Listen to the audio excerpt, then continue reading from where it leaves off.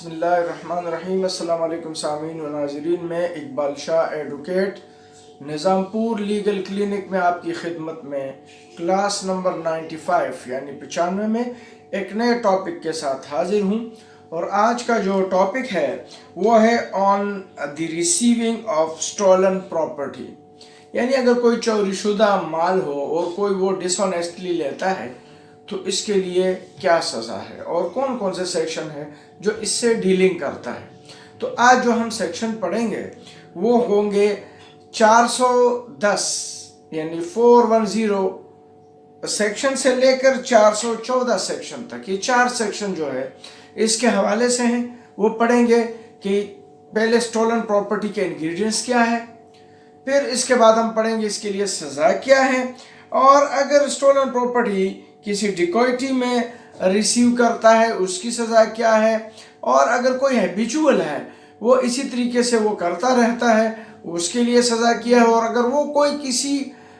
کی اسسٹ کرتا ہے اسی حوالے سے کسی کو جو ہے وہ ہاتھ بٹاتا ہے اور ایسے ہی کام جو ہے اس میں جو ہے وہ اس کی کسی بھی حوالے سے سروس کرتا ہے، اسسٹ کرتا ہے، تو اس کے بارے میں یا اس کی سزا کیا ہوگی۔ تو چلتے ہیں، پہلے ہم سیکشن 410 پڑھتے ہیں 410 کہ یہ سٹولن پراپرٹی ہوتی کیا ہے، اس کے انگریڈینٹس کیا ہے۔ تو سب سے پہلے سیکشن 410 جو ہے وہ کہہ رہا ہے سٹولن پراپرٹی۔ تو کہتے ہیں پراپرٹی یعنی وہ جائیداد جو چیزیں ہوتی ہیں the possession whereof has been transferred by theft، اگر اس کی جو پوزیشن ہے یا قبضہ ہے وہ ٹرانسفر ہو گیا ہو، کسی کے پاس آیا ہو چوری شدہ مال کی حیثیت سے، اور بائی ایکسٹورٹ یا کسی اور طریقے سے جس طرح ہم بطخوری کے حوالے سے کہتے ہیں یا چوری کے حوالے سے، اور بائی روبری یا نقب زنی کے حوالے سے آیا ہو، and property which has been criminally misappropriated, اور وہ خیانت مجرمانہ کے طور پر لی گئی ہو، اور in respect of which criminal breach of trust has been committed، یا ادھر وہاں سے جو ہے وہ criminal breach of trust ہوا ہو، اور یہ جو سٹولن پراپرٹی ہے وہ اسی طریقے سے ترتیب دیا گیا ہو، ڈیزگنیٹ کیا گیا ہو، whether the transfer has been made، اور وہ ایک جگہ سے دوسری جگہ منتقل ہو چکی ہو، اور the misappropriation or breach of trust has been committed، اور یہ جو اوپر ہم نے misappropriated اور criminal breach of trust جو ہے وہ ہو چکا ہو with or without پاکستان، وہ پاکستان کے اندر ہو یا پاکستان سے باہر، but if such property subsequently come into the possession of a person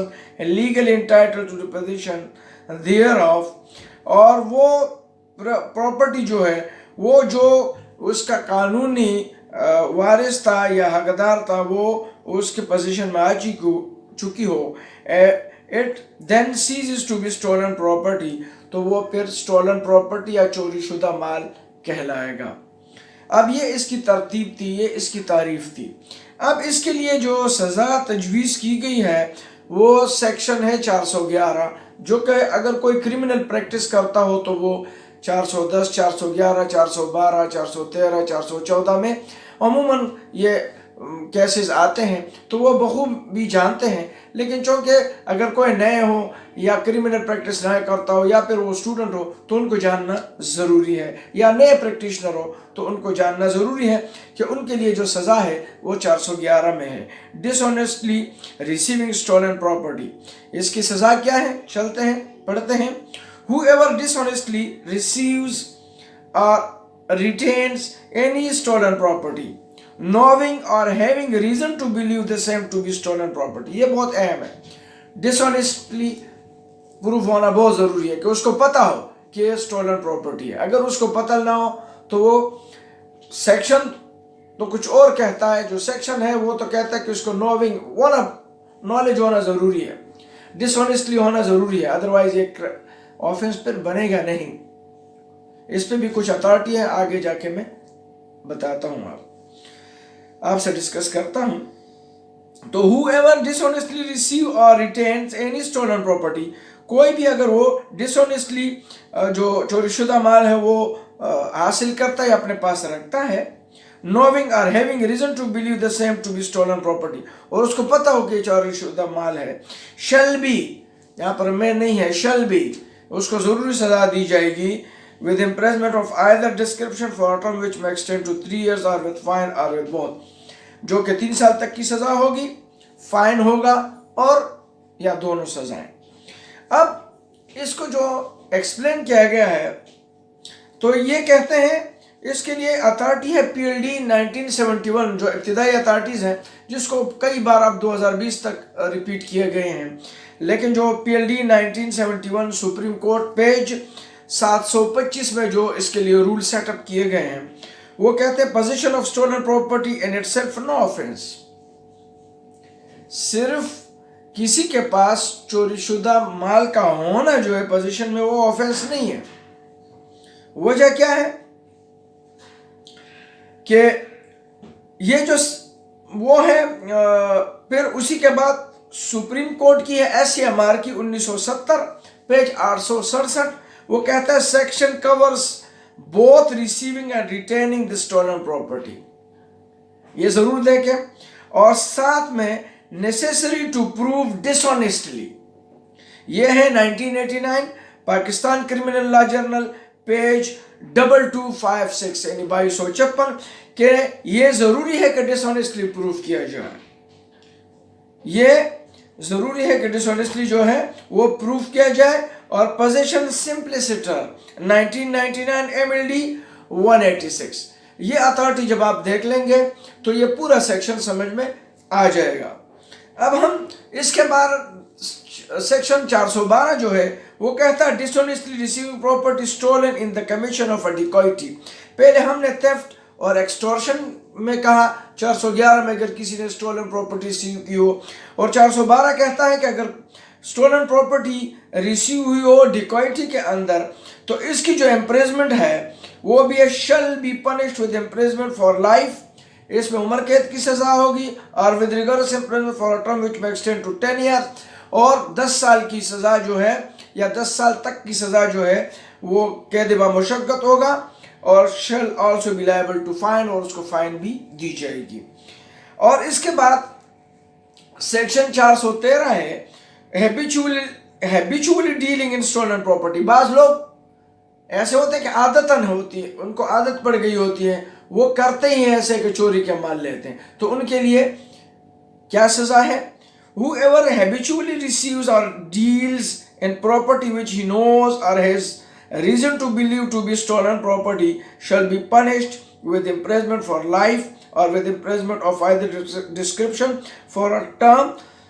which may extend to 10 years and shall also be liable to fine। तो उनके लिए जो है अगर कोई हैबिचुअली चोरी शुदा माल लेता है तो उसके लिए भी लाइफ इम्प्रिजमेंट है और 10 साल तक की सजा है और फाइन भी है। और बाज़ लोग ऐसे होते हैं कि वो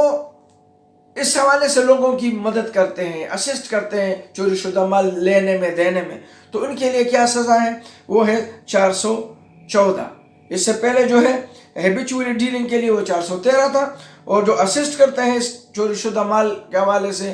तो उसमें 414 सेक्शन है। वो कहता है whoever voluntarily assist in concealing or disposing of or making away with property which he knows or has been reason to believe to be stolen property shall be punished with imprisonment of either description for a term which may extend to 3 years or with fine or with both। जो assist करता है उसके लिए सज़ा जो है 3 साल तक के हैं और फाइन है या फिर दोनों, ये सज़ा दी जाएगी, तजवीज़ की गई है। अब हम चलते हैं कि ये कौन से ट्रायल कौन से कोर्ट में ट्रायल होते हैं, ये बेलेबल है नॉन बेलेबल है, इसके बारे में हम चलते हैं पढ़ते हैं, देखते हैं कि शेड्यूल क्या कहता है। तो 411 जो है ये नॉट कंपाउंडेबल है और नॉट बेलेबल है। इसमें जो बेल एप्लीकेशन है वो 497 CRPC में मूव होगी और ये मजिस्ट्रेट ट्रायल है और इसमें क्योंकि 3 साल तक की सज़ा है। और 412 जो है वो भी में अरेस्ट विदाउट वारंट है, नॉट बेलेबल है, नॉट कंपाउंडेबल है, लेकिन चूँकि लाइफ इम्प्रिजमेंट है ये तो, और बेल जो है 497 में मूव होगी, लेकिन ये कोर्ट ऑफ सेशन में ये केस चलेगा। इसी तरीके से 413 जो है वो भी नॉट कंपाउंडेबल है, नॉट बेलेबल है, और ये भी कोर्ट ऑफ सेशन में